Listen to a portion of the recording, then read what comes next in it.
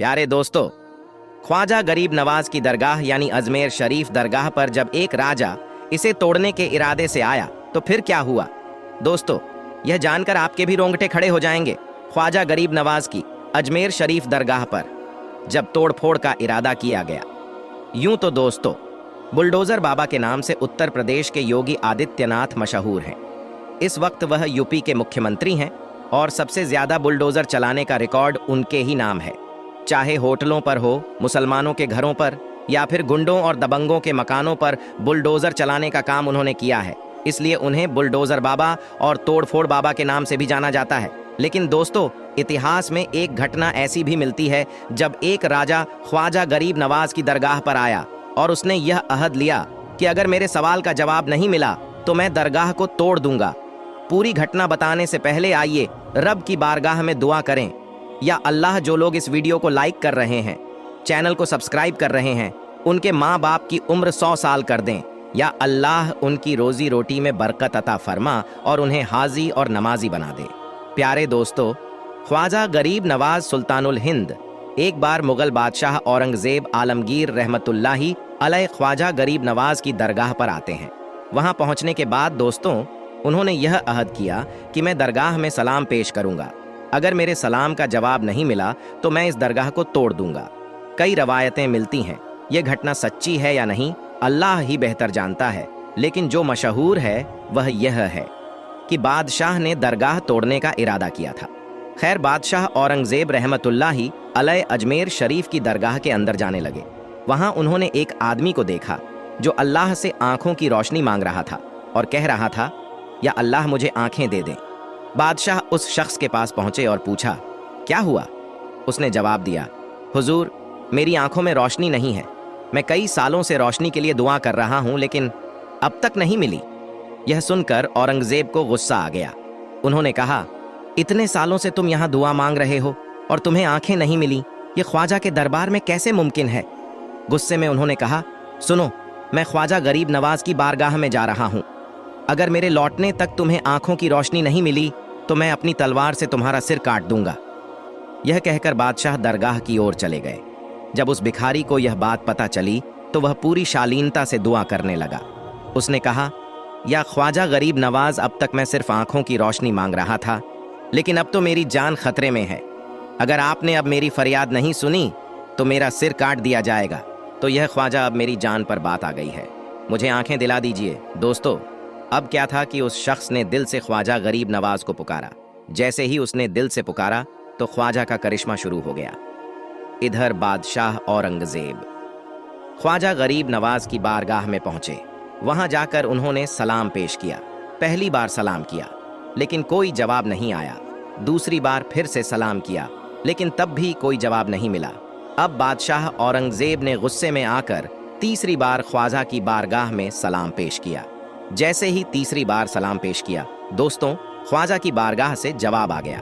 जैसे ही जवाब मिला, बादशाह औरंगजेब आलमगीर रहमतुल्लाही अलैह के दिल की हालत बदल गई। उनका दिल और दिमाग एक अजीब सी कैफियत में चला गया।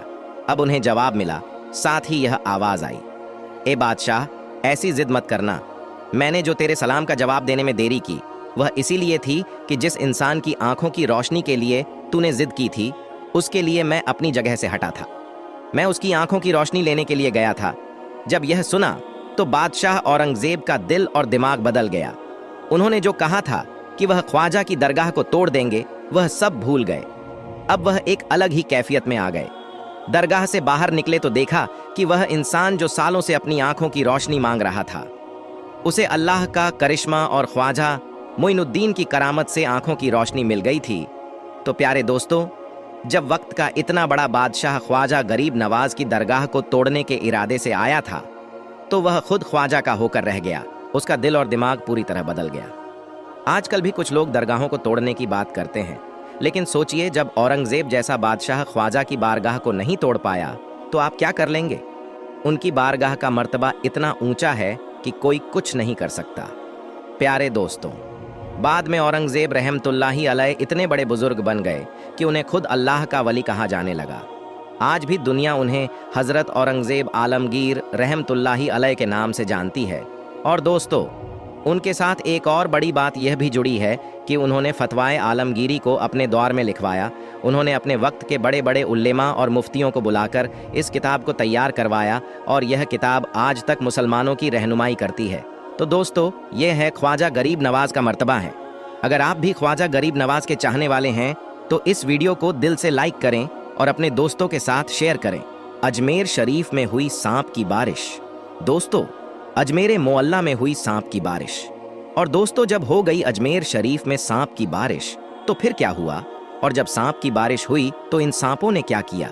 दोस्तों, एक सनसनीखेज वीडियो आपके सामने रखने जा रहे हैं, उस धरती से जिस धरती के राजा महाराजा गरीब नवाज सरकार है। दोस्तों, ख्वाजा गरीब नवाज की दरगाह अजमेर मोअल्ला, और उस अजमेर मोअल्ला में जब हुई सांप की बारिश तो फिर क्या हुआ? दोस्तों, कैसे दिखी ख्वाजा गरीब नवाज की करामत आपके सामने रखने जा रहे हैं। जब हुई अजमेर शरीफ में सांप की बारिश और कौन सा दौर था, और जब सांप की बारिश हुई तो फिर क्या हुआ?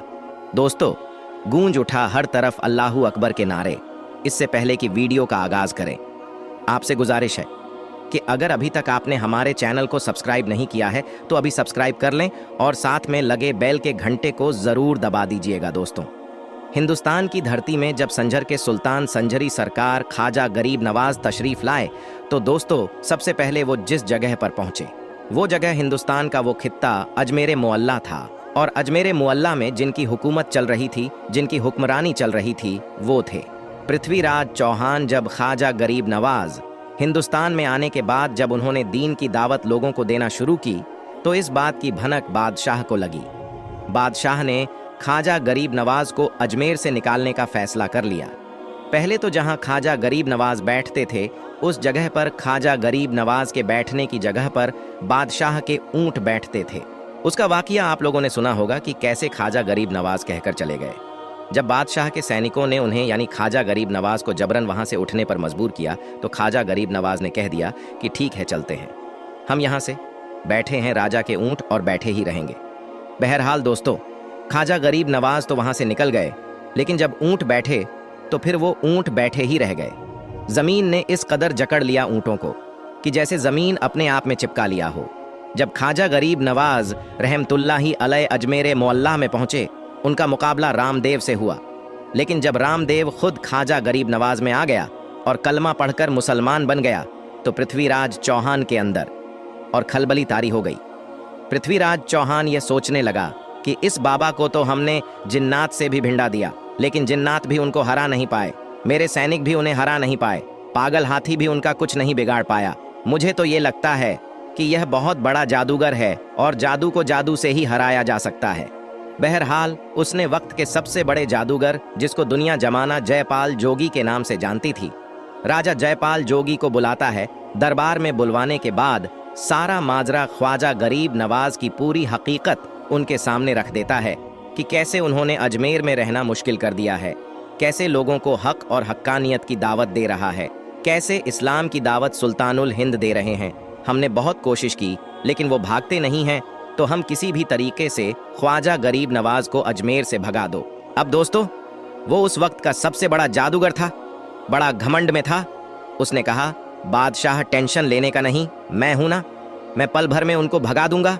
और अगर वो अजमेर से नहीं भागा, अजमेर को खाली करके नहीं गया, तो फिर वो जान से भी हाथ धो सकते हैं। बहरहाल जयपाल जोगी ख्वाजा गरीब नवाज से भिड़ने के लिए चला जाता है। साथ में लगभग 2500 छोटे छोटे जादूगरों को भी लेकर जाता है। जयपाल जोगी के आने की खबर ख्वाजा गरीब नवाज को मिल जाती है। मुरीदों में थोड़ा सा डर भी था कि जयपाल जोगी वक्त का सबसे बड़ा जादूगर था। सुल्तानुल हिंद ख्वाजा गरीब नवाज को बताया जाता है कि हुजूर, आज आपसे मुकाबला करने के लिए जयपाल आ रहा है।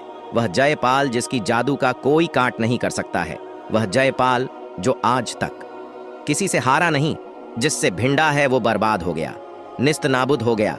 ख्वाजा गरीब नवाज के सामने जयपाल की बातें रखी जाती है। ख्वाजा गरीब नवाज कहते हैं कि मेरे मुरीदों, तुम घबराओ मत, मैं एक दायरा खींच लेता हूँ, एक लाइन खींच लेता हूँ। इस दायरे के अंदर जब तक मेरा मुकाबला जयपाल से होता रहे, तुम में से कोई भी इस दायरे से बाहर नहीं जाना। बहरहाल ख्वाजा गरीब नवाज ने एक लाइन खींचकर एक लकीर खींच दी। सारे मुरीद उसके अंदर आ गए। अब जयपाल आता है, ख्वाजा गरीब नवाज को धमकाता है। उसके बाद ख्वाजा गरीब नवाज उनसे डरते नहीं है। दोस्तों, सोचने का है कि जो अल्लाह से डरने वाला हो वो भला किसी जादूगर से क्या डर सकता है। ख्वाजा गरीब नवाज के ऊपर जयपाल की किसी भी बात का कोई असर नहीं होता है। जयपाल गुस्से में आ जाता है, अपने चेले चपाटों से कहता है कि इन पर फिजा में जादू करो और उनके ऊपर सांप की बारिश कर दो। दोस्तों, उसके बाद जोगी ने ऐसा जादू किया कि आसमान से सांप बरसने लगे। जी हाँ दोस्तों, आसमान से अजमेर मुअल्ला की धरती में सांप बरसने लगे। खास तौर पर जिस जगह ख्वाजा गरीब नवाज और उनके चाहने वाले थे वहां सांप बरसने लगे। लेकिन ख्वाजा का करिश्मा देखें दोस्तों, ख्वाजा की करामत देखें। किसी भी सांप में इतनी हिम्मत नहीं हुई कि जिस दायरे को ख्वाजा गरीब नवाज ने जमीन में खींचा था उस दायरे के अंदर गिरता, बल्कि सारे सांप उस दायरे के बाहर गिरे। दोस्तों, जब जादूगर ने देखा कि सांप की बारिश भी ख्वाजा का कुछ नहीं बिगाड़ पाई, फिर उसने ऐसा जादू किया कि आसमान से आग बरसने लगी। फिर भी ख्वाजा गरीब नवाज के इस दायरे के अंदर आग भी नहीं पहुंच सकी। फिर दोस्तों, सारा तिगड़म कर बैठा जयपाल जोगी और ख्वाजा गरीब नवाज और उनके चाहने वालों का कुछ भी बाल भी बांका नहीं कर पाया। तो उसने लास्ट में यह सोचा कि अब मैं आसमान में उड़कर उनसे बदला लेता हूं, उन पर जादू करता हूं। उसके बाद वह हिरण की खाल फेंकता है और उस पर सवार होकर आसमान में उड़ जाता है। दोस्तों, इतना देखना था कि ख्वाजा गरीब नवाज अपने खड़वान को हुक्म देते हैं कि जाओ के कुफ्र आसमान में है और तू यहाँ पर है, जाओ उसको पकड़कर मेरी बारगाह में लेकर आओ। बस फिर क्या था दोस्तों, ख्वाजा गरीब नवाज का खड़ावन उड़ता है। तारीख गवाह है कि खड़ावन जयपाल जोगी के सर पर इस कद्र बरसता है कि डर के मारे जयपाल जोगी तड़पता हुआ ख्वाजा गरीब नवाज के कदमों में गिर जाता है। और जब कदमों में गिरता है तो फिर ख्वाजा गरीब नवाज उसी जयपाल जोगी को कलमा पढ़ा देते हैं। वही जयपाल जोगी आज तक दुनियाए जमाना में अब्दुल्लाह बयाबानी के नाम से जाना जाता है। आज भी कोई रास्ता गुम हो जाते हैं और अब्दुल्लाह बयाबानी के नाम से अगर दुआ करते हैं तो अल्लाह तबारक व ताला उनको रास्ता दिखा देता है। प्यारे दोस्तों,